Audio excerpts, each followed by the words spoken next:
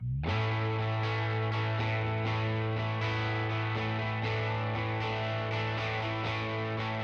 have to mention though about sound meditation. Yes, let's talk about that. Yeah, because I totally forgot. I got on a tangent with paddling. I got all excited about my new board today. It's like all that I'm thinking about.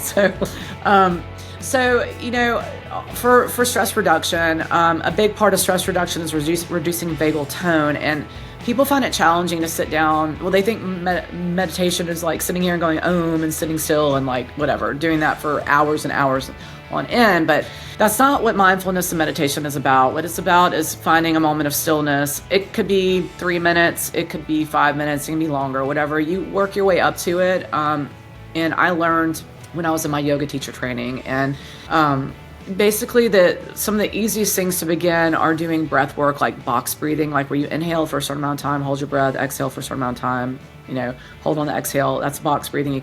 You basically draw a box with your mental brain on your breath exercises.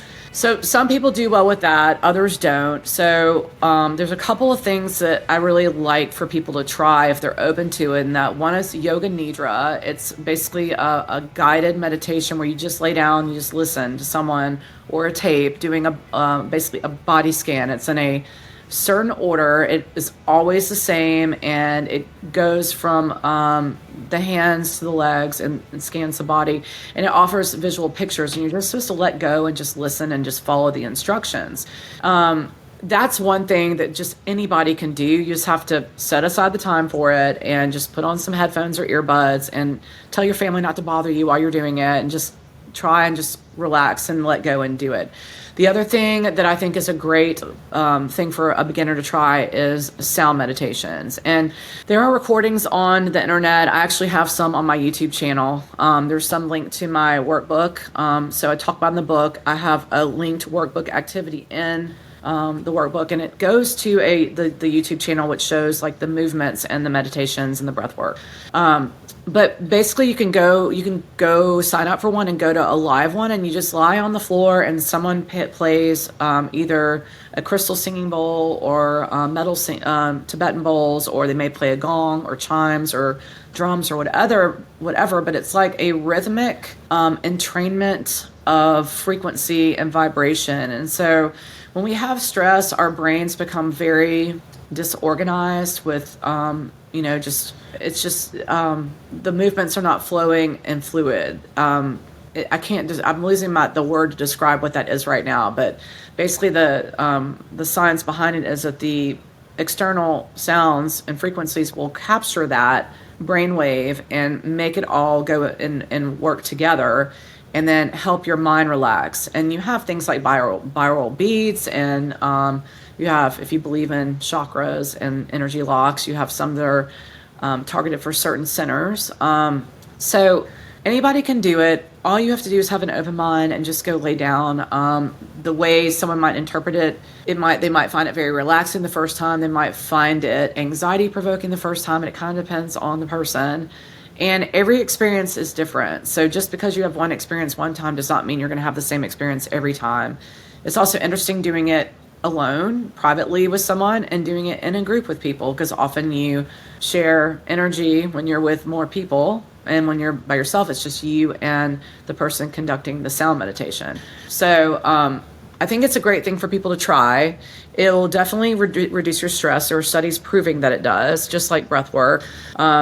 And there are different modalities. You can also do sound healing with tuning forks, and you can either strike a fork and put it near someone. They'll hear the same like tones like you would hear with a singing bowl, or you can use them and put them on points of the body and use it like acupuncture. So you can actually create a vibration in the body for, say, a sore muscle or a joint injury or bone repair. When I had foot surgery, I would take a tuning fork and put it on my hammer toe incision, and I was doing some other things as well and taking vitamin C, but my healing process was accelerated, and I do contribute part of that to the fact that I was putting a tuning fork on my wound 3 times a day.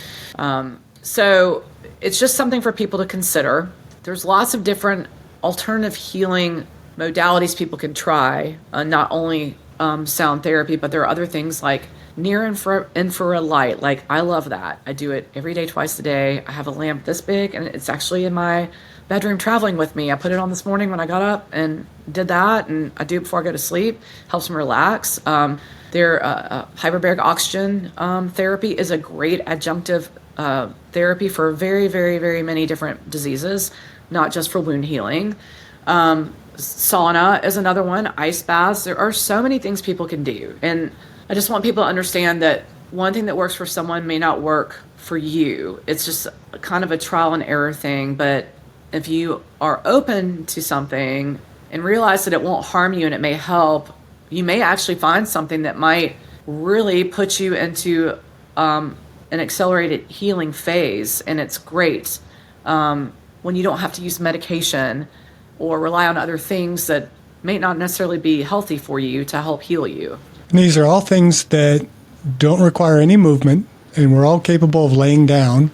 Yeah. And if somebody says, well, I don't have the time, think about how much time you spend in scrolling on your phone. If you spend just a fraction of that time doing some kind of healing modality, it's going to give you benefits. Yeah. I mean, the near infrared light, literally you can lay in your bed, and like, I like to journal. Like, I'm like you, I like to journal once a day. That's how I dump all my stuff. And that's also in my my sleep chapter is about journaling before you go to sleep. I turn the light on and I journal, and I might check email before I go to bed. You're not supposed to do that, but I do it. I still sleep. I get my sleep in, and all my sleep parameters are good. But it's better to do that than sit and watch reality TV or some series. And I'm not saying you shouldn't do those things, but you do have time for it. Just like you were saying, you really do. It's just a matter of reprogramming your lifestyle habits, and that's all it is. It's just reprogramming. Okay, so how do you train today, not just for racing, but for life? And I guess the question I'm asking is a question we ask all our guests. What are you doing to age well? I love that question. I was waiting for that question to come. Well, okay, so I'm going to go back to sleep again. I make sure, I try to make sure I have enough sleep. Like I said, today I did not, but I try to get to bed at 10 o'clock, and that's for me and my rhythm, and try to get up around 6. Everyone's rhythm is different. I get up and drink my water. I have my coffee. I fast. I do intermittent fasting daily. It really helps. I eat breakfast around 11 or 12. I supplement. Like, I have a healthy diet, but there are supplements I take. Like, I take methylene blue, and a lot of people are like, oh gosh, that's terrible for you. I'm like, no, it's not. They're trying to scare you about that too. I take that. I love berberine. Berberine is a great supplement for biohacking and aging well. It's also anti-cancer, and it supports the heart. I take fish oil. I take enough vitamin C. I take probably like 4,000 milligrams a day. I make sure my vitamin D is up to par. I make sure I get my movement in, and I make sure I take breaks. So if I have a heavy training day one day, I'm not going to the gym the next day. Now, I make sure I get up and move, but it's like I'm not sitting in front of the computer all day. But I do make sure I don't go train hard every day. You can injure yourself that way.